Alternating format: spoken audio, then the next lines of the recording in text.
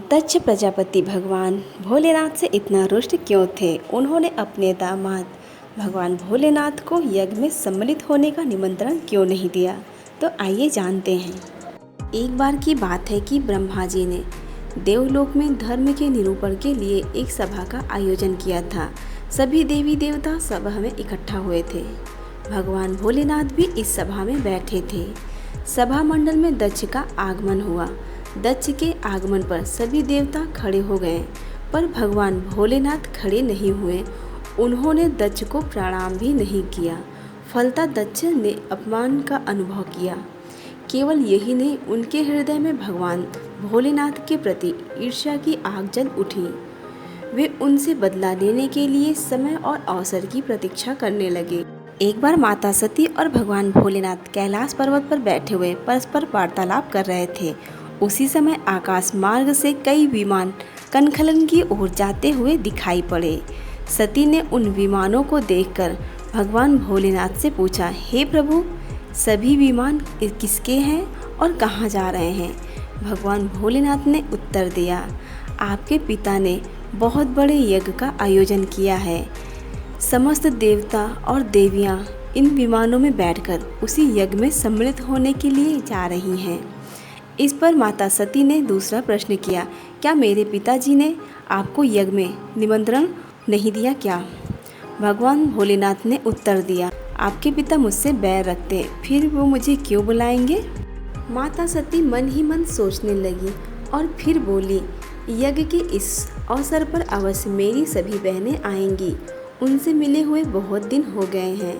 यदि आपकी अनुमति हो तो मैं भी अपने पिता के घर जाना चाहती हूँ। यज्ञ में सम्मिलित हो लूँगी और बहनों से भी मिलने का सुअवसर मिलेगा। भगवान भोलेनाथ ने कहा, नहीं देवी, इस समय वहाँ जाना उचित नहीं होगा। आपके पिता मुझसे नाराज हैं। हो सकता है वे आपका भी अपमान करें। वैसे भी बिना बुलाए किसी के घर नहीं जाना चाहिए। इस पर माता सती ने प्रश्न किया, आप ऐसा क्यों कह रहे हैं नाथ? भगवान भोलेनाथ ने उत्तर दिया, विवाहिता लड़की को बिना बुलाए पिता के घर भी नहीं जाना चाहिए, क्योंकि विवाह हो जाने पर लड़की अपने पति की हो जाती है। पिता के घर से उसका संबंध टूट जाता है। माता सती पीहर जाने की हट कर बैठी, अपनी बात बार बार दोहराती रही। उनकी इच्छा देखकर भगवान भोलेनाथ ने पीहर जाने की अनुमति दे दी और उनके साथ अपना एक गढ़ भी साथ में भेज दिया। उस गढ़ का नाम था वीरभद्र। सती वीरभद्र के साथ अपने पिता के घर गईं। पीहर में माता सती से किसी ने भी प्रेम पूर्वक वार्तालाप नहीं किया। दक्ष उन्हें देखकर यह कहते हैं कि क्या तुम मेरा यहाँ अपमान कराने के लिए आई हो? अपनी बहनों को तो देखो, किस प्रकार भलीभांति अलंकारों और वस्त्रों से सुसज्जित हैं। तुम्हारे शरीर पर मात्र बाघंबर है। तुम्हारा पति शमशानवासी और भूतों का नायक है। वह तुम्हें बाघंबर छोड़कर और पहना ही क्या सकता है? दक्ष के इस कथन से सती के हृदय में पश्चाताप का सागर उमड़ पड़ा। वे सोचने लगी, उन्होंने यहाँ आकर अच्छा नहीं किया। भगवान ठीक ही कह रहे थे, बिना बुलाए पिता के घर भी नहीं जाना चाहिए। पर अब क्या हो सकता है? अब तो मैं आ गई हूँ। पिता के कटु और अपमानजनक शब्द सुनकर भी सती मौन रही। उस यज्ञ मंडल में गई जहाँ सभी देवता और ऋषि मुनि बैठे थे तथा यज्ञ कुंड में धू धू कर रही जलती हुई अग्नि में आहुतियाँ डाली जा रही थी। सती ने यज्ञ मंडल में सभी देवताओं के भाग देखे, किंतु भगवान भोलेनाथ का भाग नहीं देखा। वे भगवान भोलेनाथ का भाग न देखकर अपने पिता से बोली, पिताश्री, यज्ञ में तो सभी का भाग दिख रहा है, पर भगवान भोलेनाथ का भाग कहीं भी नहीं दिख रहा है। आपने भगवान भोलेनाथ का भाग नहीं रखा।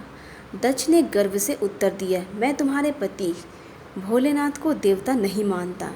वह तो भूतों का स्वामी, नग्न रहने वाला और हड्डियों की माला धारण करने वाला है। वह देवताओं के पंक्ति में बैठने योग्य नहीं है। उसे कौन भाग देगा? यह सुनकर माता सती के नेत्र लाल हो उठे। उनकी भौहें कुटिल हो गईं। उनका मुखमंडल प्रलय के सूर्य की भांति तेजोदीप्त हो उठा। उन्होंने पिता से तिलमिलाते हुए कहा, मैं अपने स्वामी के बारे में ऐसे कटु शब्द कैसे सुन सकती हूँ? मुझे धिक्कार है। और देवताओं, तुम्हें भी धिक्कार है।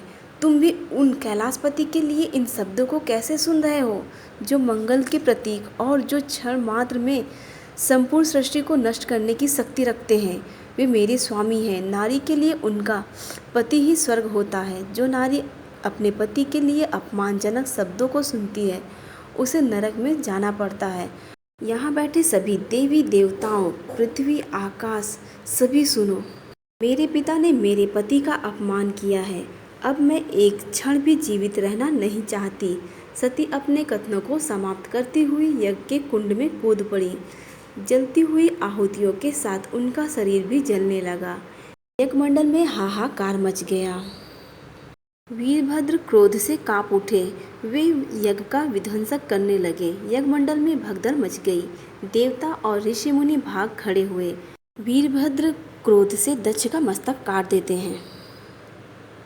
यह समाचार जब भोलेनाथ ने सुना तो वे प्रचंड आंधी के भांति कनखलन जा पहुँचे। सती के जले हुए शरीर को देखकर भगवान भोलेनाथ अपने आप को भूल गए। वे सती की याद में बेसुध हो गए। भगवान भोलेनाथ सती के जले हुए शरीर को कंधे पर रख लिया। वे सभी दिशाओं में भ्रमण करने लगे। भगवान भोलेनाथ और सती के इस अलौकिक प्रेम को देखकर पृथ्वी, अंबर, जल का प्रवाह ठहर गया और देवताओं की सांसें थम सी गई। सृष्टि व्याकुल हो उठी। सृष्टि के प्राणी पुकारने लगे, त्राहि माम। भयानक संकट उपस्थित देखकर सृष्टि के पालक भगवान विष्णु आगे बढ़े। वे भगवान भोलेनाथ की बेसुधी में अपने चक्र से माता सती के एक एक अंग को काट काट कर गिराने लगे। धरती पर 51 स्थानों में सती के अंग कट कट कर गिरे। जब सती के सारे अंग कट कर गिर गए तो भगवान भोलेनाथ पुनः अपने आप में आए। जब वे अपने आप में आए तो पुनः सृष्टि के सारे कार्य चलने लगे। धरती पर जिन 51 स्थानों में माता सती के अंग कट कट कर गिरे थे, वे ही स्थान आज शक्ति के पीठ स्थान माने जाते हैं। आज भी उन स्थानों में माता सती का पूजन और उपासना की जाती है। दोस्तों, अगर आप भोलेनाथ के भक्त हैं तो प्रेम से बोलिए माता सती और भगवान भोलेनाथ की जय। और फ्रेंड्स, अगर आपने हमारे चैनल को अभी तक सब्सक्राइब नहीं किया है तो प्लीज़ हमारे चैनल को सब्सक्राइब कर लें और बेल आइकन प्रेस कर दें, जिससे कि आगे की कथाएं आप तक पहुंचती रहे। और कमेंट बॉक्स पे जय भोलेनाथ जरूर लिखें। भगवान भोलेनाथ आपकी सभी इच्छाएं जरूर पूरी करेंगे।